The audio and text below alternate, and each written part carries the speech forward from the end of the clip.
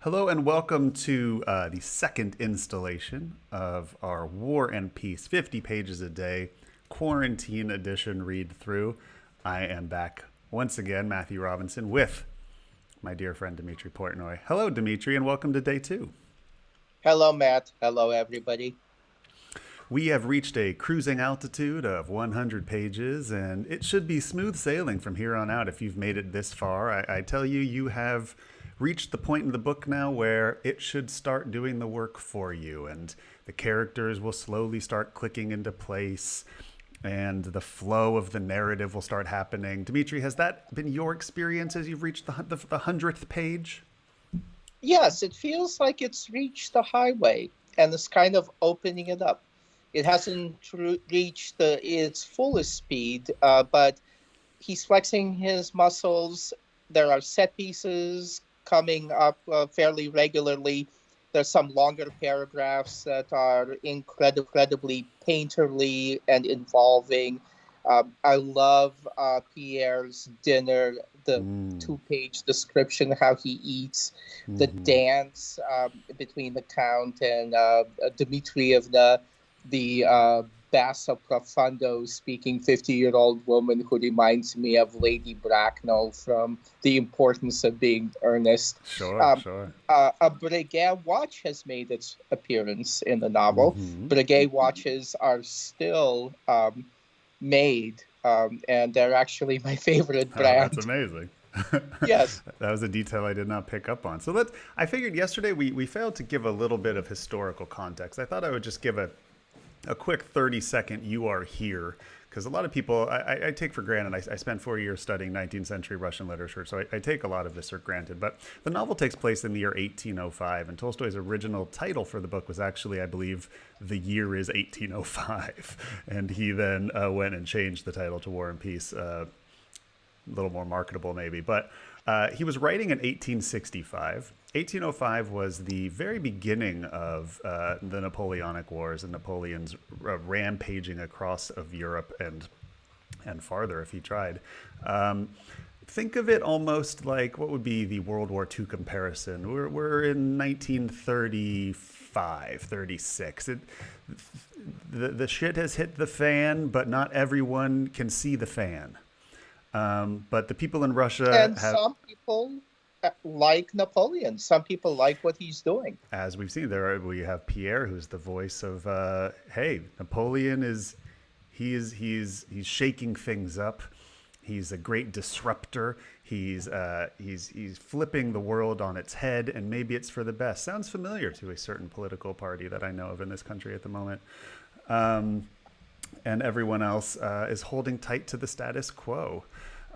So that's basically where we're at historically. Our novel takes place, for the most part, in St. Petersburg. You can think of St. Petersburg and Moscow sort of like Boston and New York. St. Petersburg is New York. New York, yes, and Moscow would sort of be, the center of business. I'm sort of thinking Boston, New York in the 19th century sense of the two sort of peaks of America at that time, in terms of government and trade and things. Importantly, the Tsar and the court is in St. Petersburg. Right. And Moscow, they may be very rich and they may be great in business, but they're not as connected politically because they're not at court. Right. Yeah, exactly. So St. Petersburg is sort of the hub of the world, and definitely the hub of culture, and it's sort of where you wanted to live if you were in Russia in that time. And I misspoke yesterday when I said the Rostovs were in the country. We everything was in St. Petersburg for the first 50 pages, and it is only in this new section that we move to the country for the first time. And what a theme you will see in every Tolstoy novel, something he was obsessed with his whole life, is the difference between city life and country life. And it's something that he goes into great detail, and especially in Anna Karenina and War and Peace, there are huge themes throughout both of them. And we'll get into that in a little bit. But I just wanted to set the scene a little bit. You are in St. Petersburg. You're moving into 100 miles outside of Moscow when we go to Bald Hill and we meet the Bezukovs.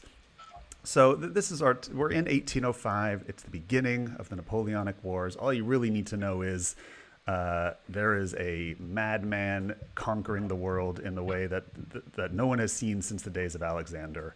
And some people think, hey, maybe for the best. Other people think this is a nightmare. We're all going to die. So that's basically the scene we're setting. So let's talk a little bit about what we had in these 50 pages. So obviously we had our first death, quite an important death. And marvelous death scene. Well, Very, a lot of kindness, but no sentimentality. It really puts you in place. It really puts you in Pierre's mind. And it's a very busy death scene with a lot of people up to skullduggery and no and good. his actual It moment almost of death feels like is, a farce.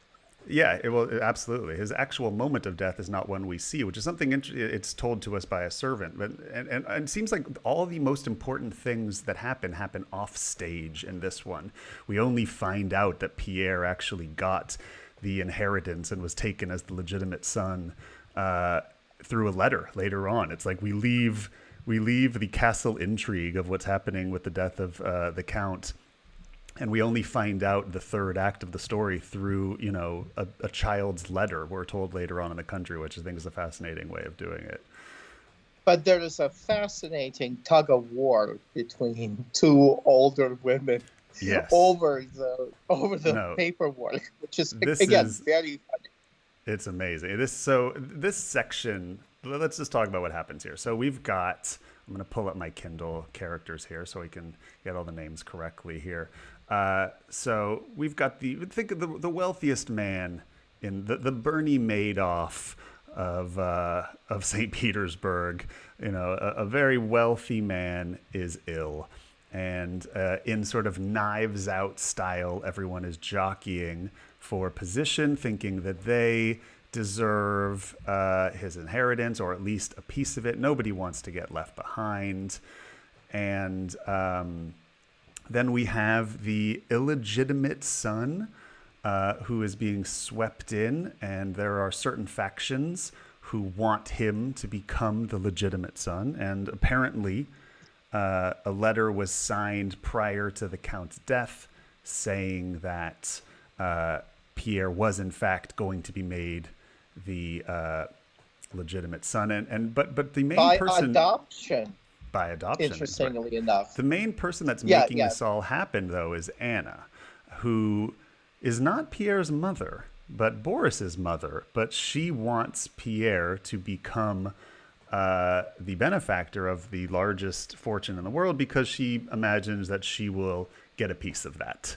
As someone who helped facilitate that, her fortune fares better, she believes, with Pierre having the money than Vasily and his daughter having the money. maybe because Pierre is younger and more guileless. She more thinks kind. she can play him, she can manipulate him better, and take it. All she cares about is her son, and she is this sort of the Queen of Thorns from Game of Thrones. She's just constantly puppet mastering everything in order to make sure that her son is taken care of. So it's Count Kirill Vladimirovich Bezukov, who is the wealthiest man, and Pierre is then, of course, made his son. And we have Katish, his niece, who is very much afraid of Pierre becoming the legitimate son, because in this era, only the legitimate son gets all the money. And if that doesn't exist, then a large chunk of it would go to his niece and to her. And she's been counting on this, I believe, her entire life. And so it is a truly tragic event for her. It is literally life and death for her as this man dies in the other room, and she slowly watches sexism of this world where only men get the money destroy her futures in her mind. One of the things that you are pointing out here is that Tolstoy's sympathies are not with one person or another. Yeah. He really lets us know what everyone is thinking and everybody's reasons, and they're all legitimate.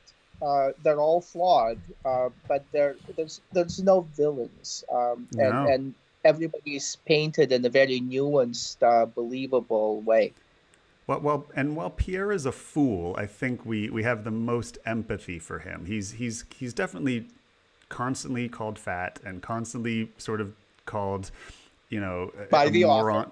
Yeah, and socially inept. But we have this great moment where he he watches his father's arm fall out of bed, and this man is a because he had a stranger to him. stroke. He Can't had a move it. stroke, and he's Yeah, lost control yeah. over half of his body, and this man is a stranger to him. And yes, he wanted to have a legitimate son to pass something on to. There is some question of whether or not he was coerced, or if it was a real decision he made, or if he was ill at the time. But him and his quote unquote son share a look together that's a look of almost embarrassment, of his father knowing he's lost control of his arm, and his son seeing it, and his father seeing that his son sees it. And sort of the last moment they have together is this, you know, sort of Victorian body horror moment of the embarrassment of our corporeal bodies and death. And it's this very human and sad and vulnerable moment. And then later on, we get Anna retelling it as if, saying like her father and the son had this bond in the final moments, and he held back, and like she just makes up this fantasy of what happened in their Well, death. she cleans it up in a Yeah. way that would honor both of those people, because I Right. don't think she wants to portray the reality, the kind of sad reality of what actually happened. Right. It is the climax to a very long set piece of this fantastic deathbed sequence that begins with Pierre literally walking past several people guarding the way to the room. It's almost like Yeah. any one of them could have stopped him from entering, and Yeah. any one of them had a reason to stop him from entering, because again, they all stand to inherit or lose their inheritance Yeah. if Pierre is a legitimate heir. So two movies came to mind while I'm reading this, and I'd like to try to give context to people who haven't read this before. So it's hard not to think of Knives Out in this. There's a wealthy man dying, a lot of people. While there isn't Yeah. a murder mystery going on, the importance is who's going to get the money, who's got the claim, who's got the stake. And the other movie that comes to mind, and I would like to imagine I'm the first person to ever make this comparison, is Tommy Boy. Because I feel like we have this bumbling, fat, silly, sad moron inheriting the family fortune that no one thinks he's responsible enough to handle, and he probably isn't. And everyone thinks he's going to mess it up and blow it, and he doesn't even know what to do with it, and he doesn't want it. And we are entering into the worst person getting the keys to the kingdom. The largest fortune in all of Russia has gone to a big fat moron. And comedy shall Who ensue. hasn't been around for 10 years, who's Yeah. been abroad, who can't even speak French or understand French. In fact, I think he's the only character we've met, other than the servants and the slaves, who can't speak French. And That's people right. insist on speaking French to him. Of And course. it's hard not to He can draw stop. comparisons between him and Napoleon, because here comes this outsider, this interlocutor who's shaking things up and turning this world up on its head, and claiming to own things he has no right to own. And it definitely feels like he is the social Napoleon who's come in here and has conquered and stolen what other people felt was rightfully theirs. So from there, for the first time, we leave and we move to the country. And instantly, I feel like the tone of the book shifts as we meet, I want to say it correctly, so I'm pulling out my Kindle again, as we meet the Bolkonskis. So the Bolkonskis live in Bald Hill, 100 miles outside of Moscow, as far from civilized culture as you could get at that time. And we meet Prince Nikolai Andreevich, and he is a son of a bitch. Tell us what did you think of meeting the other? He describes himself quickly to us as the next to go after we've lost Count Kirill Bezukov. So we're quickly he is the next patriarch on the chopping block. I love him. I think he's a soulmate. He's trying to teach everyone algebra. He is brusque with everybody. He's rude to everyone. He has a big ponytail that's braided. He has beetle eyebrows. Hmm. He's a marvelous character. He reminds me a little bit of Mozart's dad in the movie Okay. Amadeus. Really Okay. stern and a taskmaster and an Yeah. intellectual, and somebody really who doesn't see how little everybody around him appreciates everything he's trying to impart and teach them in the stern taskmaster way of his. I think you like him a little more than I do. I see him as uh, he's the preacher in Footloose. He's he's the yeah, I see him as a villain. He's an asshole. But it does an interesting thing because Tolstoy loves him, you can tell Tolstoy loves him because I think Tolstoy is very similar to him in that you often find that sorry you often find that Tolstoy betrays the country as order and the city as chaos. And that's something that you see a lot in Anna Karenina as well. And And then Thomas Jefferson, and then right, our politics. that those who live in the country, they make their own schedules and they're disciplined and they live life like it's an army and there's responsibility and things you must do and it's a hard fought life that they live out there and Yeah, they and are they have better. thousands of slaves to Well, they look do. Yes. after and make Well, sure yeah. the cousins don't sneak around. That's right. So we meet him, and we meet his daughter, who is his full time job is making her the Maria, making her the smartest and most disciplined and Christian woman he can out of her, and she hates him. For that, Yeah, and she he doesn't want all these lessons. No, but what's funny is we imagine that she might be this rebellious, tempestuous daughter trying to get away from her, overbearing Christian father. But then when she has a letter with her dear friend Julie, she's chastising Julie for trying to get her to read mysticism, and we can see that her father has done a good job with her, and that she's quite well indoctrinated. Yeah, her rebellion is writing long letters in That's it. French to her Yeah, beloved friend. It's very exactly. funny. Again, And so his son joins us, who we have met already, Nikolai, and as well as his wife, who Tolstoy continues to describe her upper lip for us in great detail. so we remember who she is. That's it. Well, he does a nice thing. There's the woman with the mole on her lip. There's this is how I think he thinks you have a harder time remembering women than men because he doesn't, other than Pierre being fat, we get a lot of defects described in women and not as many in men. So that might be a little bit of Tolstoy sexism showing through there. But maybe it was just harder for him to remember the difference between women. So he needed to always categorize their lips and moles. But yeah, so we end our 100 pages here with Nikolai showing up, and we meet the only servant who has had a name so far, which is Tikov, I believe. Tikhonov, right? Yep, and Yeah, he will be an something like important that. character. He is The hairstylist. yes, exactly. So Nikolai shows up, and he instantly, he don't bother my father. It's noon right now. That means it's his pre-lunch nap. He knows the deal here. He knows his father is like one of those watches Dimitri was describing. He's never off time, and we are going to see the difference between country life and city life here. But we have gotten a little bit of a hint of what's to come. We know Nikolai is tomorrow going off to the war. I believe Boris might be going off to the war as well. And not long from now, I think we will be following them, and we'll see the war side of War and Peace. We are clearly in peace right now and seeing what it's like for people outside the war, and soon we will experience what it's like for all those in the war. I want to point out one thing before we go.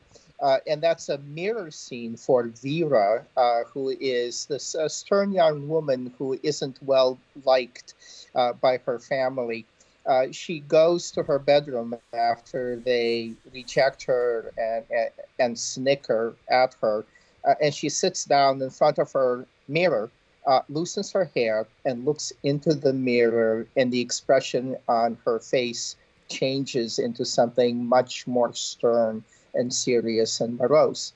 That's a scene we've seen in thousands of movies. Yeah. And but where did Tolstoy see this? You know, Tolstoy Right. is describing a scene in his mind uh, that has become a staple for us. Yeah. We know what he's describing, but I'm pretty sure he's the first person to actually describe a woman sitting in front of a mirror in order to illustrate her state of mind. Yeah, no, it's amazing how many cliches one writer probably invented. In terms of cliches and archetypes and narratives, Tolstoy and Shakespeare are probably at the top of the pile of people who basically invented modern storytelling. Definitely, Tolstoy can be said to be responsible for the modern novel and television as we know it, long form storytelling, epic storytelling. It all stems from Tolstoy. Yeah. So just quickly before we go, this is your first read. How are you feeling 100 pages in? Where are you at? I'm delighting in everything. I don't feel he wastes a sentence. Now, his writing isn't conventionally beautiful. When he's describing the dance, for example, with Dmitrievna, the loud and awkward 50-year-old princess, the way he's talking about her dancing is all about her character. Uh, Right. he describes that she dances with her face and with her nose, holding it up because she can't move very well. And all the descriptions are about these characters. All the descriptions are about the personalities. And he never describes the same things. If he's describing the dishes, it's because they're going to have a feast. If he's describing the turning, the tool that Bizohov is using to make the snuff boxes, it's because that tool is very important to his character. Sure. So what's striking me is the efficiency. It's a long novel, but he's not wasting a sentence, and maybe he's probably not even wasting a word, which makes the prose a little knobby, a little rough, a Yeah. little kind of like it's not polished, but that's what makes it exciting too, because Yeah. you can read it very fast. You don't have to. You're not invited to pause to look at the beauty. At the beauty, It's he not. says a It's not brigade. He doesn't Proust. describe the brigade. Yeah, I wish he described the brigade. I'd love to know what that Breguet pocket watch. I could spend 10 pages reading that about that pocket watch. That He's that that's withholding George that R. R. from me. Martin's territory. I think he likes to, Tolstoy will keep the plot moving a little bit more. A lot more. So we'll come back tomorrow with pages 101 to 150, and if you're continuing along with us, we hope you're enjoying it as much as we are, and we will talk tomorrow. Bye. Bye, Dimitri.